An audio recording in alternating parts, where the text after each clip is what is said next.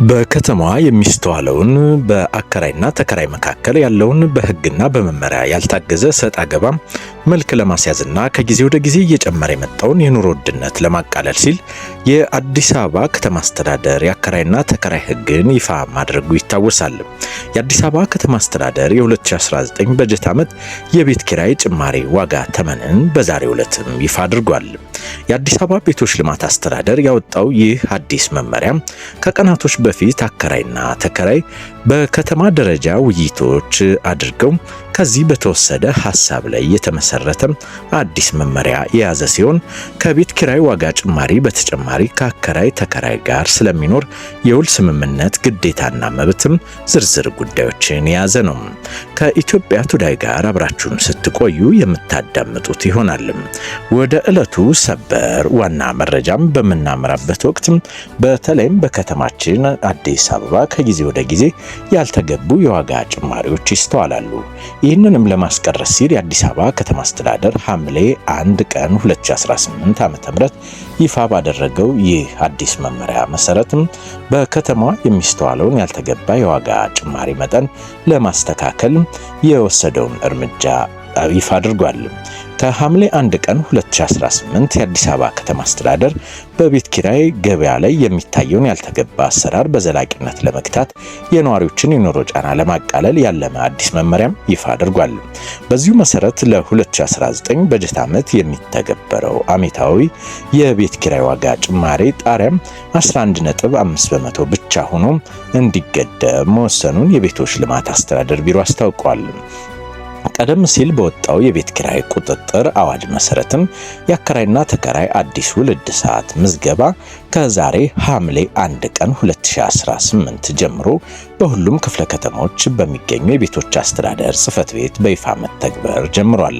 ቢሮው እንዳመለከተው ይህ ዋጋ ማስተካከያ የተደረገው በዘፈቀደ ሳይሆን የሕዝቡን እውነተኛ የመክፈል አቅምና ወቅታዊ ኢኮኖሚ ሁኔታን ያገናዘበ ሰፊ ሳይንሳዊ ጥናት ከተካሄደ በኋላ ነው።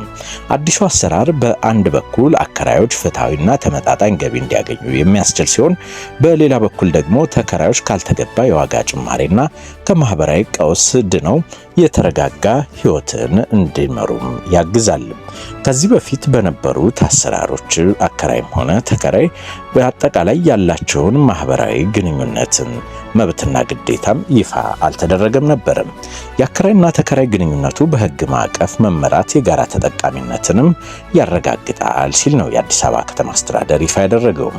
ይህ መረጃ በከተማዋ እየተስተዋለ ያለውን የኑሮ ውድነት ጫና በከፍተኛ ደረጃ የመቀነስ የጎላ ማህበራዊ፣ ኢኮኖሚያዊ እንዲሁም የመልካም አስተዳደር ፋይዳዎችም እንዳሉ ተገልጿል። የአዲስ አበባ ቤቶች ልማት አስተዳደር ቢሮ ኮሚኒኬሽን ጉዳዮች ቢሮም እንዳስታወቀው ከሆነ የጭማሪ ማሳያ ምሳሌዎችን በ11.5 ስሌት መሰረት መሆኑን ነው።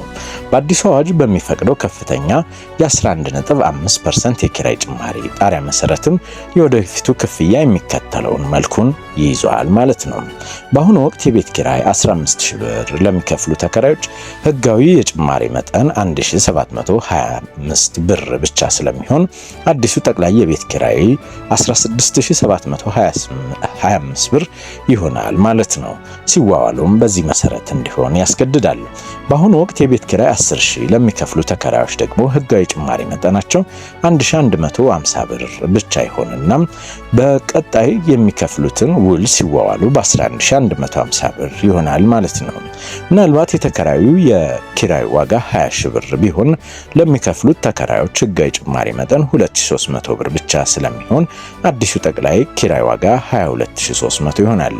በአሁኑ ወቅት የቤት ኪራይ 5000 ብር የሚከፍል ካለ ደግሞ 575 ብር ብቻ በመሆኑን አዲሱ ጠቅላይ ፍጆታውም ከ5575 ብር ይሆናል ማለት ነው። በዚህ መሰረት በከተማዋ ከሐምሌ 1 ጀምሮ በሁሉም ክፍለ ከተማ የቤቶች አስተዳደር በመሄድ አከራይና ተከራይ እንዲዋዋሉ የሚፈቅድ ሲሆን በተለያዩ የጋራ መኖሪያ ቤቶች በተለይም በኮንዶሚኒየሞች አካባቢ የታየው ህገወጥ የሆነ የዋጋ ጭማሪን በተመለከተ ከተማ አስተዳደሩ የትኛውም አይነት ጥቆማ ከደረሰው እርምጃዎችን እንደሚወስድና በዛ አካባቢ የሚኖሩ ህብረተሰቦችም ሆነ አከራዮችና ተከራዮች እንደዚሁም የኮንዶሚኒየም ኮሚቴዎችም ይህንን ጉዳይ በተመለከተ ቁጭ ብለው እንዲነጋገሩ፣ ካልሆነ ግን መንግስት አስፈላጊውን እርምጃ እንደሚወስድም አሳስቧል። ይህ ለአከራይና ተከራይ መልካም ዜና ነው። ስላዳመጣችሁን እናመሰግናለን። የኢትዮጵያ ቱዴይ ዩቲዩብ ቻናልን ሰብስክራይብ፣ ኮሜንትና ላይክ አድርጉ።